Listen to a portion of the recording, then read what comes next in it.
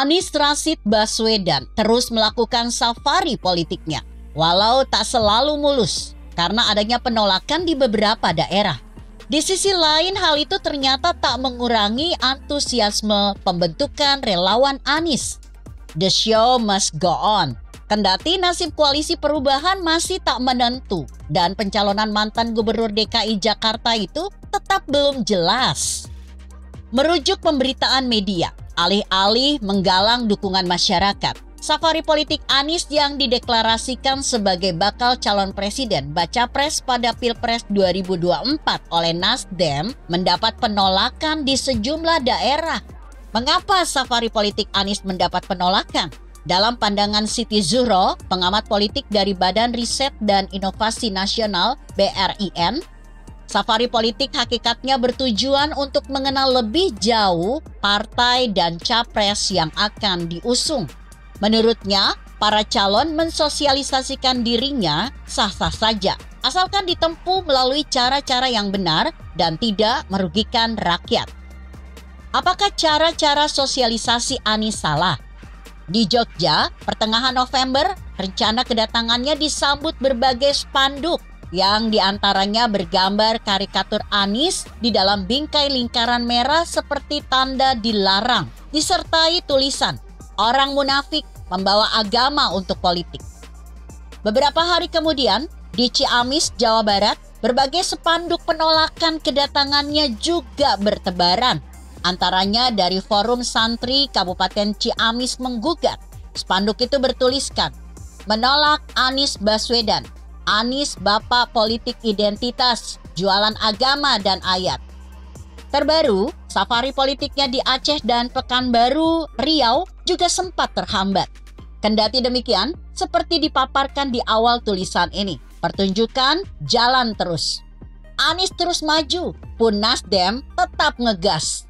Nasdem seakan-akan juga tak mempedulikan jika nasib atau masa depan kandidat capresnya belum jelas.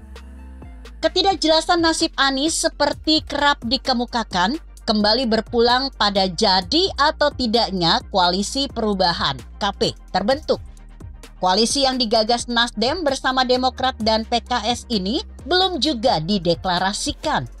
Bahkan belakangan, rencana pembentukan koalisi ini kembali menjadi tanda tanya besar menyusul menguatnya kabar jika PKS segera bergabung dengan Gerindra dan PKB dalam koalisi Indonesia Raya, KIR. Nuansa keintiman PKS dengan Gerindra dan PKB yang sudah menandatangani piagam koalisi KIR itu sebenarnya sudah mencuat sejak medio November lalu. Kabar itu mengemuka di tengah sinyal yang disampaikan petinggi Koalisi Indonesia Bersatu (KIB) mengenai adanya beberapa partai tambahan dengan kode warna seragam merah, biru, dan putih. Warna putih seperti dipaparkan dalam tulisan terdahulu merujuk pada sejumlah partai, baik dari partai yang sudah berlaga di pemilu 2019 atau partai baru. PKS dan Perindo termasuk yang diisyaratkan sebagai anggota baru KIB tersebut. Kemungkinan bergabungnya PKS dalam KIR disampaikan secara terbuka oleh sejumlah elit Gerindra, termasuk Wakil Ketua Umum Fadly Zon, Sufmi Dasko Ahmad, Wakil Ketua Umum Gerindra lainnya, bahkan menepis anggapan bahwa bergabungnya PKS dalam KIR hanya sekedar wacana, sebagaimana dilontarkan beberapa pengamat. Pada pemilu 2019, PKS bergabung dengan Gerindra. Faktor sejarah itu yang nampaknya menjadi salah satu pertimbangan penyatuan kembali mereka, seperti diisyaratkan Fadly Zon dan Sufmi Dasko Ahmad. Keduanya menegaskan, sesungguhnya mereka tak pernah bercerai. Mereka tetap bertemu di parlemen, kendati PKS berada di luar koalisi dengan pemerintah. Spekulasi mengenai bergabungnya PKS dengan KIR atau KIB di satu sisi menegaskan adanya komunikasi politik di antara partai-partai yang masih berjalan dinamis. Semua kemungkinan masih bisa tetap terjadi hingga menit akhir pendaftaran capres dan cawapres di KPU pada pertengahan September 2023 mendatang.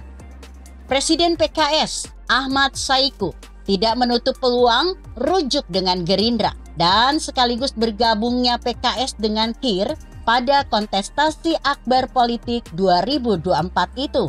Ia juga mengiyakan dinamika politik yang terus berkembang. Karena dinamika yang terus berkembang itu tetap masih sulit diprediksi kepastian PKS melebur ke KIR atau KIB. Itu juga yang menjadi keyakinan kubu Demokrat. Semua kemungkinan masih bisa terjadi.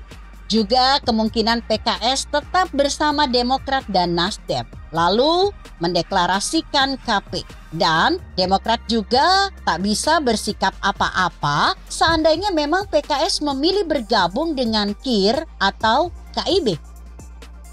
Yang pastinya terpukul tentulah Nasdem. Namun Nasdem bergeming, tak yakin dengan kemungkinan bergabungnya PKS dengan KR atau KIB.